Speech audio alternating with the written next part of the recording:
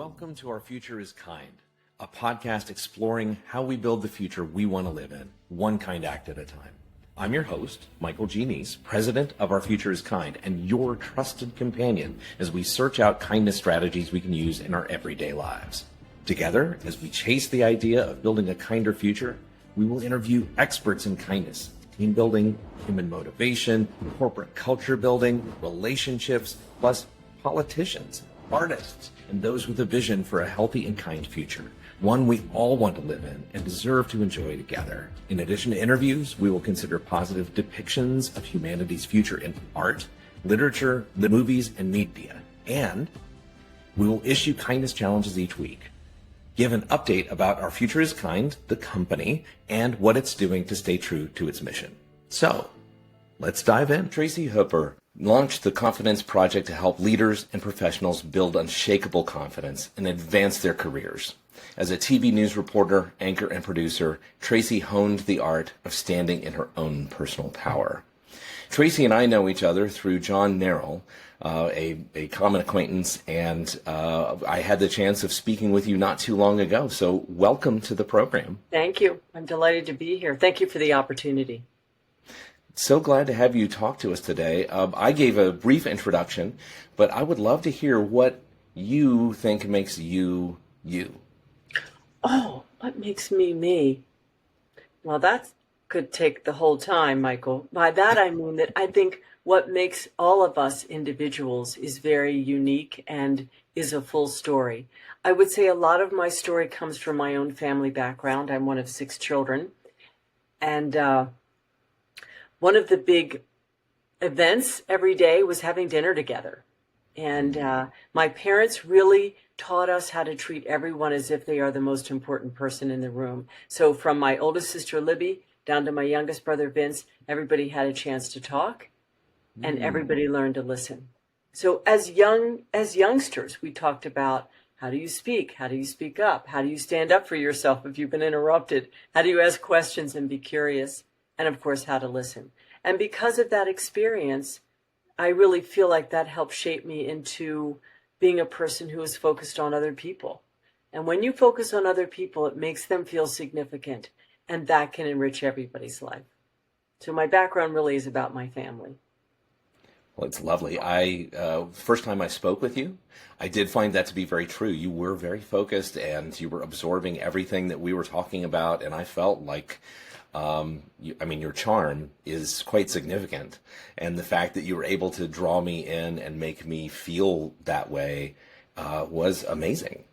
Can you tell me a little bit about the Confidence Project? Because I think that these are some of the secrets that you impart to other people. Is that right? Yeah, the secrets, but I don't want them to be secrets anymore. One of the goals of the Confidence Project is to spread the good news that everybody can learn the skills of the Confidence Project. All right, here's the short history of it. My husband Henry and I and our 3 daughters moved to Portland, Oregon in 2001. And after a while, of course, we got to know people, and some friends of mine had started a women's leadership program in Portland. And they had talked with or interviewed and had applications from several young women who just graduated from college from around the country. They narrowed it down to 6. Those 6 women moved to Portland, lived in community, had paid internships. On Fridays, they did volunteer work in the community. And during the week, they had professional development. And my friend said, Tracy, would you like to host an etiquette evening for these young women? I said, absolutely. Anything to promote civility in the world. Yes. And so these young women came to our house, and I thought I would go over how do you introduce yourself and how do you introduce someone else? How do you start a conversation, etc. And Michael, they looked at me like they'd never heard this before. And I thought, okay, would you all like to have a workshop? You can bring your friends and we'll practice these skills together. Absolutely. 1 month later, I had 30 young people in my living room. And I thought, there's a business here. And I asked the group, I said, does anybody know why you're here tonight? And one person raised their hand and said, I heard this is a crash course in becoming a grown-up. And I said, oh, okay, somebody needs this. And it began with young women, and then I expanded it to young men. And in the beginning, it was It was sort of about etiquette, but it was mostly how do you carry yourself? How do you present yourself? And it really has morphed into how do you communicate one person to another? How can you carry yourself in any kind of a room with executive presence? And so my clients now are Nike and MTV and eBay and other interesting companies around the world. So the people that you are serving right now go on to then serve others. But what is your demographic? Are we talking about like 20-year-olds? Are we talking about 30-year-olds? Who are the people that show up? Mostly the people I work with are people who are well into their careers. Someone said to me, oh, you should definitely be working with high school kids. You should be working with college students. And here's why I don't. They need the skills I teach, but they don't have enough skin in the game. They don't know what they don't know. It's not until someone gets into their career and thinks, this is a gap. Why am I not being promoted? Why am I not being called on in a meeting? How come I don't feel comfortable speaking up in a meeting? How come I can't defend myself when I've been interrupted? That's when people know that they need these skills. Oftentimes I'm hired by a senior executive to work with their team. Other times I'm hired by the senior executive who says, I've achieved this in my life and I still don't feel comfortable presenting a PowerPoint presentation or giving a presentation before the board. It's professionals in all parts of their career. And honestly, every section, every season of your professional life is fascinating because when you're young in your career, then you have this chance to expand and grow. When you are senior in your career, now you have a chance to hone these skills and then model and teach. Model and teach your teams. And that's exciting for people who are really ready to have a broader impact. How much of what you're teaching would you say is based in just simple courtesy, kindness, things like empathy? How much is in that? 80%. And so I love doing this podcast with you about kindness. Look, here is the golden rule of the Confidence Project. And that is to treat everyone as if they are the most important person in the room. And the way you do that is by making eye contact with people. And by the way, if it's tricky for you to look someone in the eye, here's the Tracy Hooper trick. You look at the bridge of their nose. It's a great fake. It's in the neighborhood. It makes people feel like you're looking them in the eye. It's not looking over their shoulder for someone more important to talk to or somebody cooler. It's really focusing in on that person. It's having good posture. Posture is the unsung hero of confidence, in my view. You can go into a meeting or any kind of a conference and have good posture, and it speaks confidence for you. So eye contact, good posture, shaking someone's hand firmly, like you mean it. You know, that web-to-web contact, like you really are delighted to meet that person.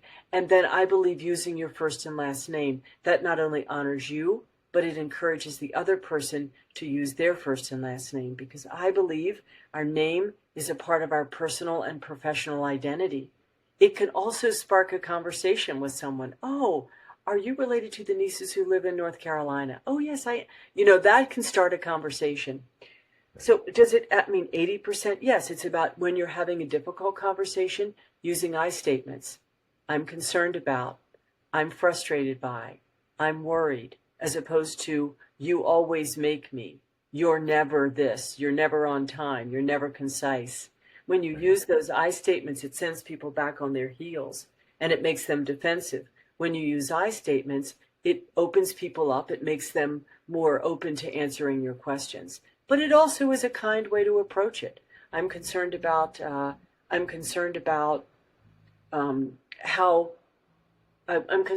the meeting went yesterday. Would you be open to some feedback from me? Well, that's much better than saying, what were you thinking yesterday when you jumped on so and so? It's those kinds of small shifts in our language can make a big difference in the way people hear us and the way people respond. I love what you're saying about how if I'm speaking from my own experience, as opposed to trying to tell you about you, then I'm dwelling within an area of expertise that I have. If I'm talking about my own experience, I know my own experience. Whereas jumping to the you and we even can be a little bit of a leap, right? Very much so. Very much so. I'll tell you a quick story. When my husband Henry and I were putting a new kitchen in our house back east, when we lived back east. We had 3 little children. We had this crazy contractor who was terrible. And he would say he would show up and he wouldn't show up. And Henry would come home and say, how did Tom do today? I said, Henry, he never showed up. And Henry said, that's it. We're going to fire him. We're going to find somebody else. And I said, we can't do that. We put all this money down. And then he'd come home the next day. Who came? Well, I said, he came for 20 minutes, Henry. And then he went to Home Depot and I never saw him again. And then this went on for weeks. And finally, this is around our topic of, making people feel significant and being heard, which is kind and effective. So Henry comes home one day and he says, so what did Tom do today? I said, once again, Tom did not show up. And Henry looked at me and he said, wow, this must be really hard for you. And I started to cry. I was putty in his hands because he heard me. He listened to me. He wasn't trying to come up with a solution. I didn't want a solution. I wanted somebody to listen to me. So when you can acknowledge what someone says, that must be really hard for you. I can see why you're frustrated with that. Tell me more about that. Let's see what we can do. It changes. It changes the way people communicate with each other, how you can get along better, how much more work you can get done. And that's just in the workplace. Right. It sounds like the Confidence Project is something that anybody could use, whether it's in the workplace or in their personal realm or in their religious community or anywhere. Yeah. Well, yeah, because we're all human beings dealing with human beings. And as good as AI will ever get, it won't replace what we're doing right now. Right. We're talking about what's effective for people to people. Well, along these lines, talking about having these interpersonal connections and how we treat each other, one of the things that we talk about here at Our Future is Kind is that we are each unique wonders in this universe. Out of all of space and time, you are the only you who will ever exist. Yeah. And so that makes you infinitely precious in the sense that I'm lucky to be in your presence right now. I'm lucky to try to get to know who you are and to have you feed into my life and vice versa. Hopefully I can be that for you as well. Very much. And not noticing that when you're interacting with some barista who's making your drink and it looks like they're not having a great day, remembering that they are also a marvelous wonder is something that can really impact them. Yes. Yeah. Yes. I hope this is appropriate. When I'm in the airport, I often look around and I think, God loves every single person here. Every single person here is significant. Exactly the same. And that blows me away because sometimes I think, well, my problems, my issues, my challenges are big. Right. Right. But everyone has varying degrees of challenges and issues. And that the universe or the source or God is right there with you. And it's for the asking and also respecting that other person. There's an interesting strategy that's been used at Disney and Walmart and the Ochsner Medical Center in Louisiana. And it's called the 10-5 way. And the 10-5 way works this way. Everyone was taught, the employees, if you're walking down the hall or the aisle or wherever you are, and you see somebody coming up towards you, you're walking towards each other, you are encouraged to look up and smile. And if you are, that's within 10 feet of each other. If you're within 5 feet of each other, you're encouraged to say, hi. Do you know, within months of adopting the 10-5 way at the Ochsner Medical Center in Louisiana, they got a 30% increase in patient satisfaction and patient referral simply by people looking up and saying hi. It doesn't take much. And I'm not asking people to say hi to every single person on the street or anybody in the subway, or it doesn't matter where you are. But if you are at your gym, if you're at your office, if you're at your church or your synagogue or your PTA meeting or wherever you are, looking up and saying hi, it's not a big ask. Yeah. And the impact is huge, huge, especially in this day and age where we divert our eyes. We're not making eye contact. When we have earbuds in and I'll be at the gym and I'll say hello to somebody and they don't say hello back. Well, that's because they can't hear me because their earbuds are in. And I'm thinking, okay, can we just take off our earbuds when we're walking up the stairs after working out? I get it. I want to listen to my podcast as well, but it doesn't make us connect with each other. And that's what I think we're yearning for. I think that's absolutely true. I go on a 3.5 mile hike every morning, and then I repeat that same hike every afternoon when the weather's okay and when I can get out there. But I love it, and I encounter so many people on that walk, and there are some who will look at me and smile. There are some who will divert their eyes. There are some who have the earbuds in, and I always at least raise the hand and do a little smile. At least that way they know that I'm a friendly person and, not out on the trail for bad reasons. Right. But it brings me so much joy. I've done this for weeks and weeks and weeks, and I've seen this one gentleman out there several times, maybe a dozen times. And today he stopped and he just said, did you see the sun is rising over there and it's so beautiful. It's such a lovely, lovely morning. And I said, yes, we're really lucky to be here. And we both just had the biggest smiles on our faces. And we turned away and walked, and I started to cry because of how that made me feel, to know that this other human being saw me, that the bit of affection that we were trying to transmit through these moments really got through to both of us. Yeah. And it made all the difference. Yeah, I dare say he cried too. Maybe not physically cried, but there was an emotion on his part. Right. Yeah. Right. It's those moments of uplift that I think will help us as we are trying to build the future, which brings me to this next big piece, which here at Our Future is Kind, we always love to ask our guests to do a thought experiment, and that is to imagine that we are 100 years in the future. Yep. It is now 2125. Yep. And now we are thinking of a time when we aren't here. And even our children and nephews and nieces, they are probably also not here. And so it's their children who will be the old people in this scenario. So we're talking a long way off. So if we do all of the right things, Tracy, and we are in the future and we are looking around, we just got out of our time travel machine and we are there. How do we know that everything went well? How do we know that all of the generations leading up to that moment got it right? What are you looking for to know that it happened? I'm looking for people who are having real conversations. And by that I mean face to face and on the telephone. I think the telephone is such a warm way to be connected to people.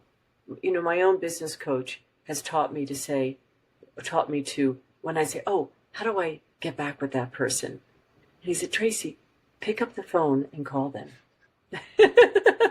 I think, yeah, pick up the phone. And Mark has taught me to say, I wanted you to hear my voice to let you know that I was thinking about you.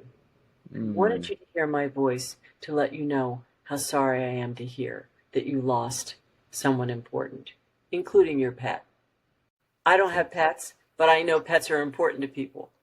And so I think the telephone is one of the hidden gems of communication. You don't have to worry about how you look or where you are, but it's voice to voice.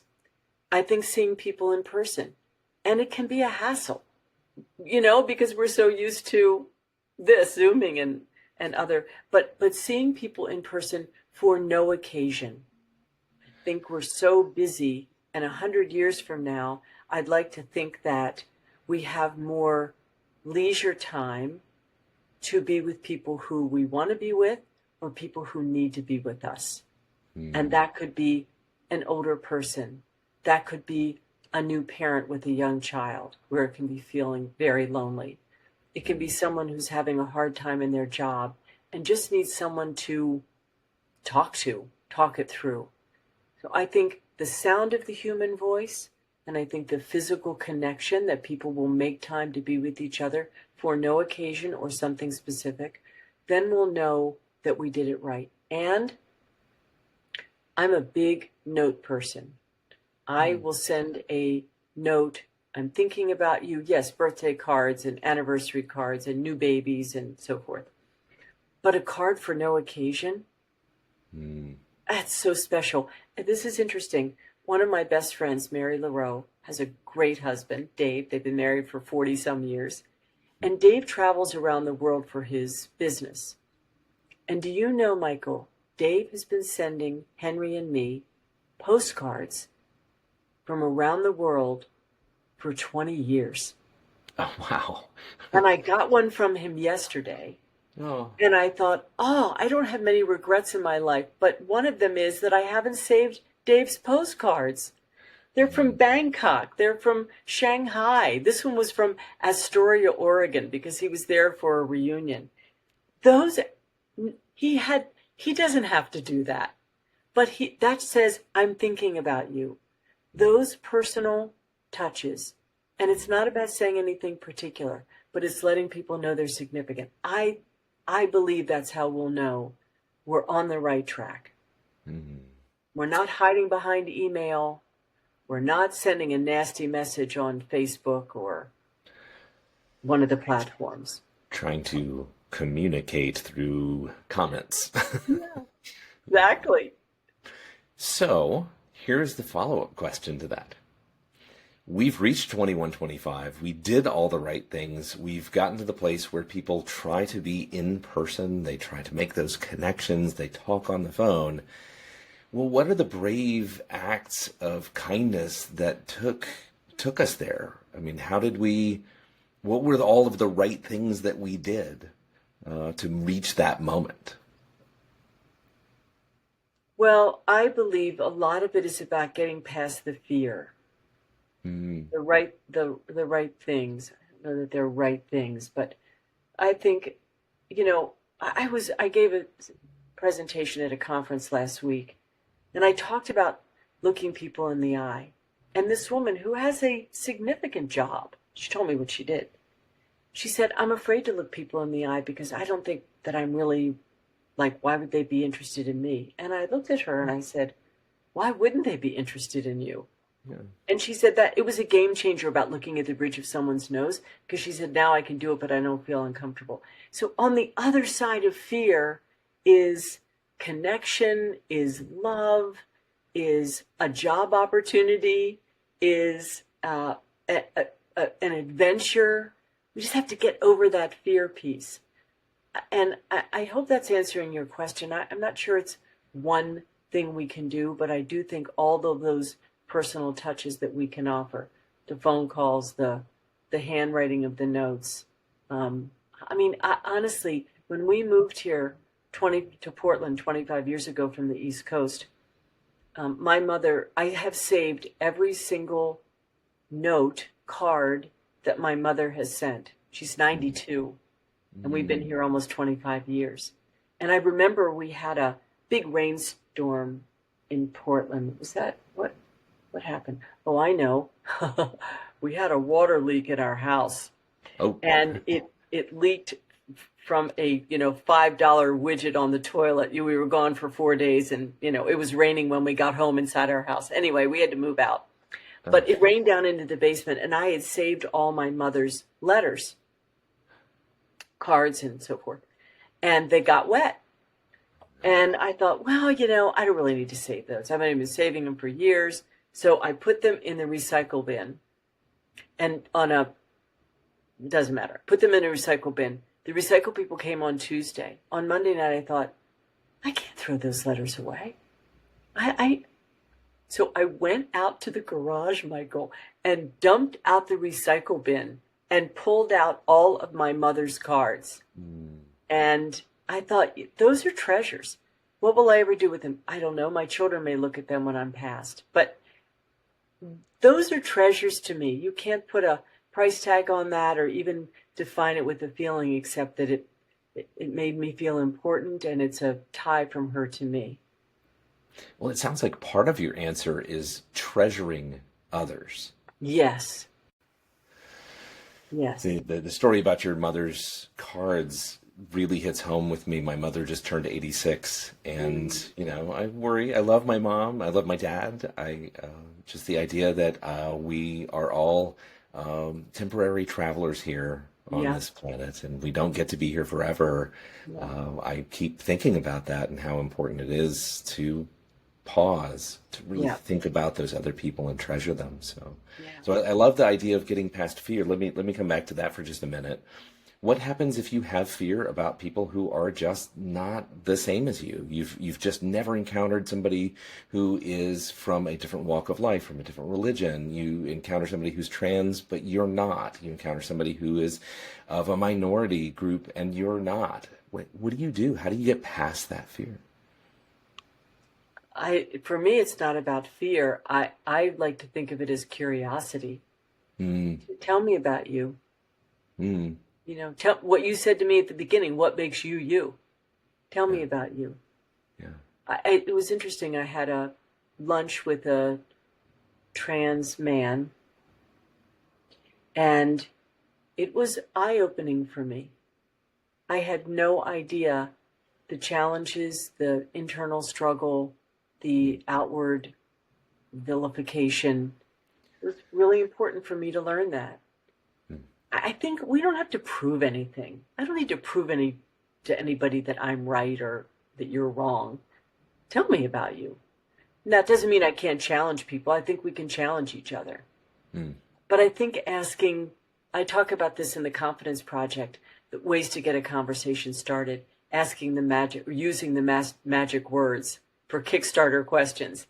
And the magic words are what, how, and tell me more.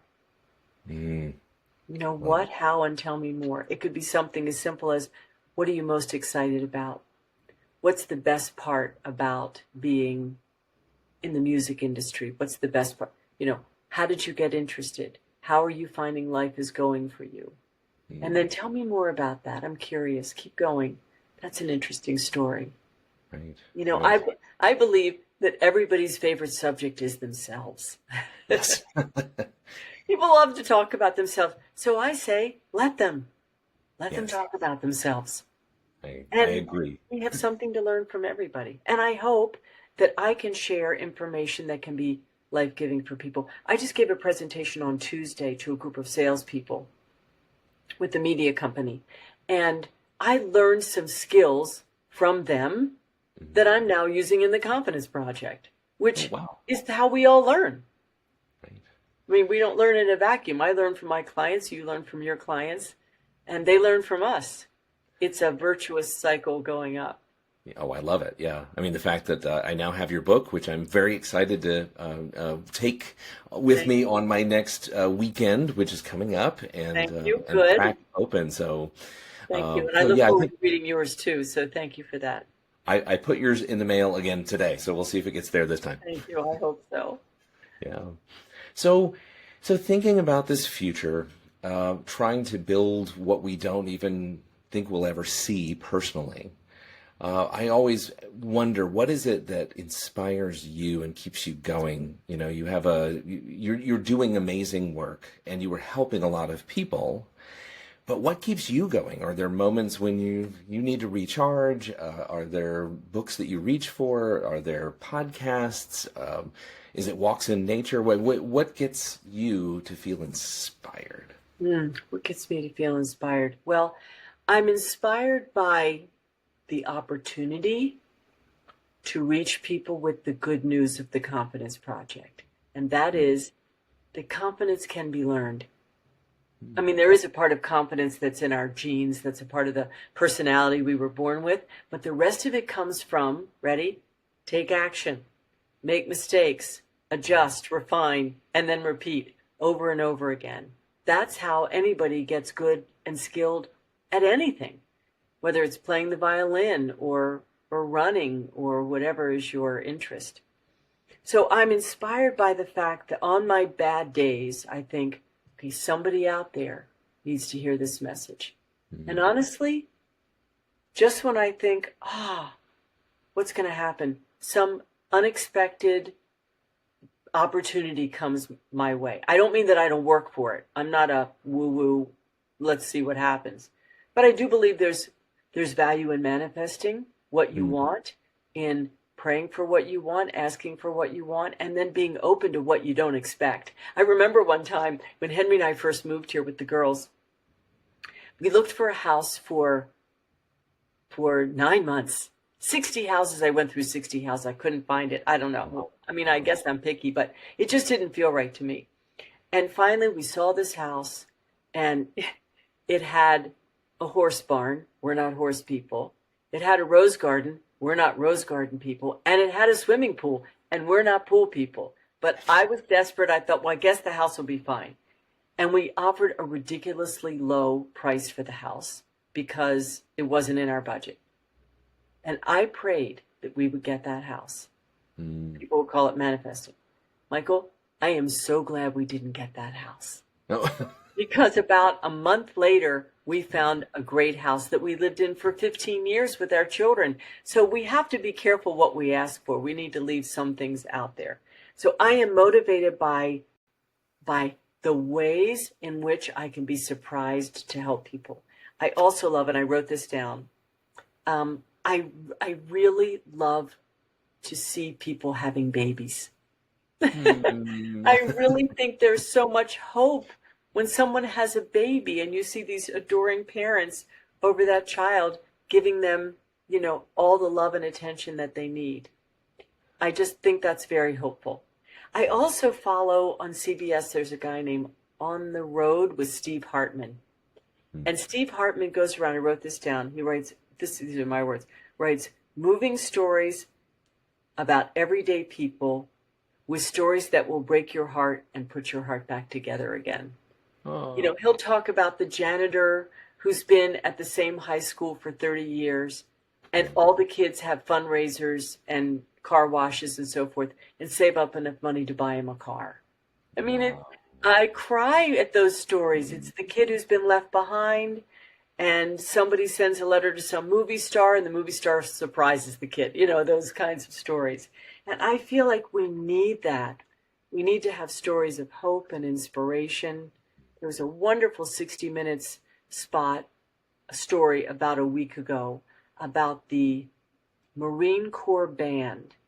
And you all can look it up. I don't have the link. But it was about the fact that that band was going to be canceled because DEI programs had been eliminated. Right. And it was the band, not the band itself, but there were a group of students highly selected, highly specialized in their musical instruments, who would have a chance to come to Washington, D.C. and sing and perform with the band. But because the program was eliminated, the kids weren't going to be able to come. So 60 Minutes flew them to the site where they were going to meet with the other professionals they were going to work with. And they put on a performance, as the host said, not for a few hundred people, but now a few million people. Wow. I've watched that 3 times. I don't even play an instrument, Michael.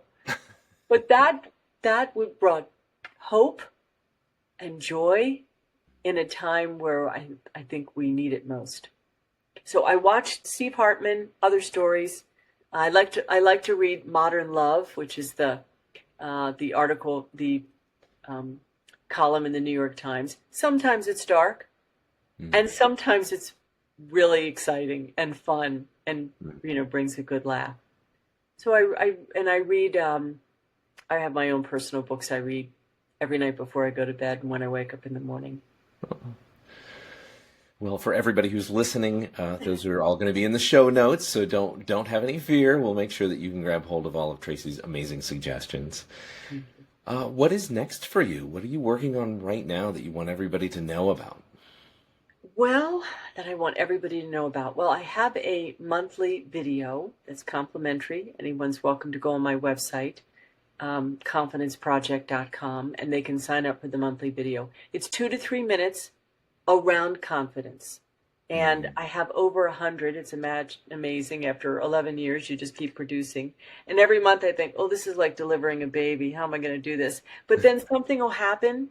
Something will pop up and I'll think, okay, I'm going to write about that. I'm going to tell a story about that. That's coming up for me. My husband and I have two, I wouldn't say they're projects, two interests. One is that we help prepare young couples, not always young, for married life.